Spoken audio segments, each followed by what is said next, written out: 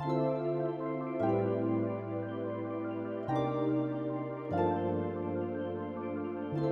am compelled to carry the gospel of freedom beyond my particular hometown. Let justice roll down like waters, and righteousness like a mighty stream. We know through painful experience that freedom is never voluntarily given by the oppressor. It must be demanded by the oppressed. Let justice roll down like waters, and righteousness like an ever-flowing stream. Of course, there is nothing new about this kind of civil disobedience. It was seen sublimely in the refusal of Shadrach, Meshach, and Abednego to obey the laws of Nebuchadnezzar because a higher moral law was involved. It was practiced superbly by the early Christians who were willing to face hungry lions and the excruciating pain of chopping blocks before submitting to certain unjust laws of the Roman Empire. Let justice roll down like waters, and righteousness like an ever-flowing stream. Nonviolent direct action seeks to create such a crisis and establish such a creative tension that a community that has consistently refused to negotiate is forced to confront the issue. Let justice roll down like waters, and righteousness like an ever-flowing stream. So today, we continue our conversation on Martin Luther King Jr.'s letter from Birmingham Jail and Amos 5:24, the famously quoted Bible verse by MLK, "Let justice roll down like waters and righteousness like a mighty stream." This series is called The Violence of Waiting because, like MLK quotes in his letter from a Birmingham jail, that justice too long delayed is justice denied. To ask the oppressed to wait for justice is an act of violence.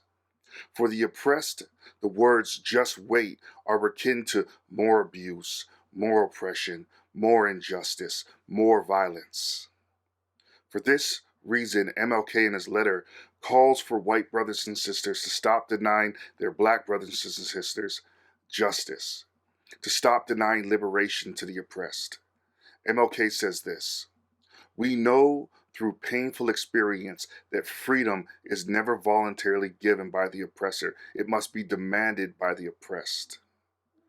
The words spoken by a man whose home has been firebombed for asking for equality, who had been beaten and arrested for asking for freedom, and was eventually gunned down in this struggle for liberation. Waiting for justice violently killed so many of those in the civil rights movement. MLK says this: "I have heard the word wait, and this wait has almost always meant never. It has always been a tranquilizing thalidomide, relieving the emotional stress for a moment, only to give birth to an ill-formed infant of frustration. The oppressed are rightfully frustrated, and we have seen that frustration boil over to rage at times. But how can you not be angry at injustice? How can you not be angry when we see the evil of white supremacy, of patriarchy, of homophobia, of transphobia play out violently right in front of us?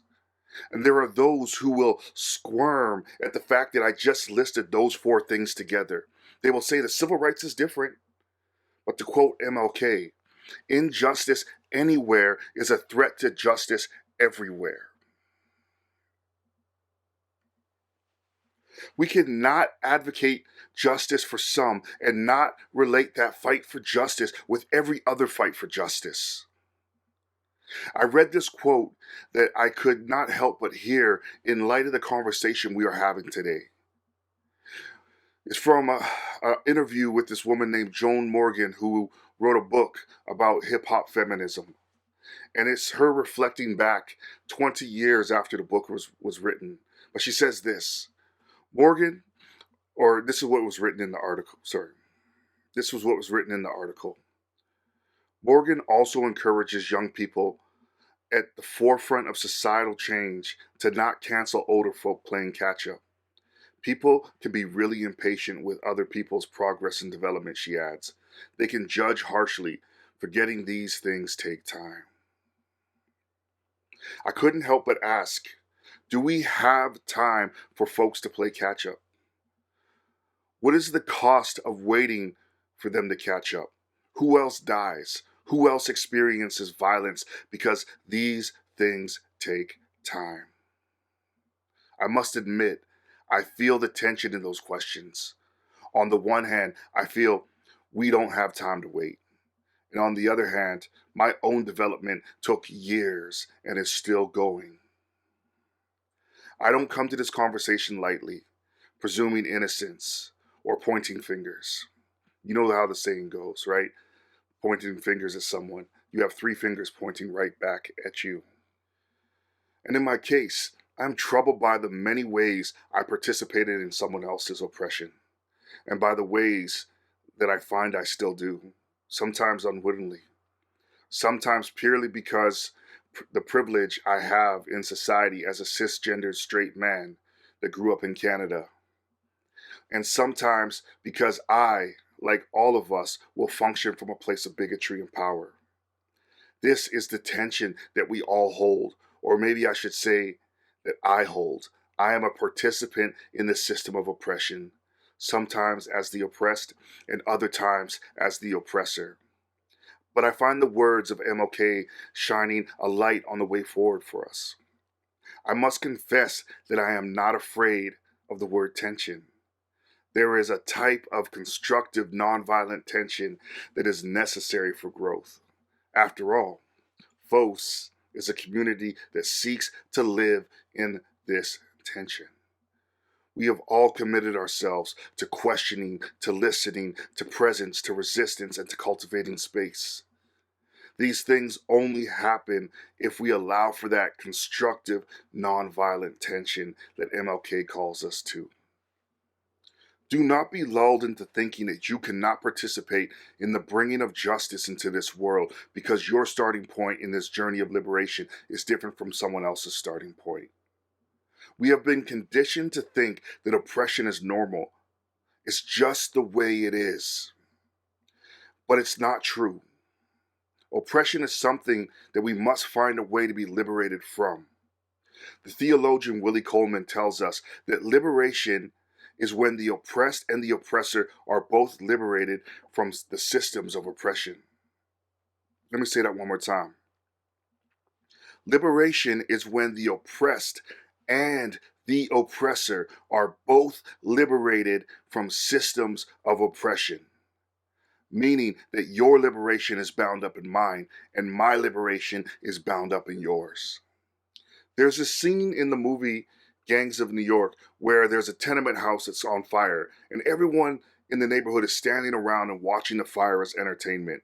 Competing fire crews are duking it out instead of fighting the flames.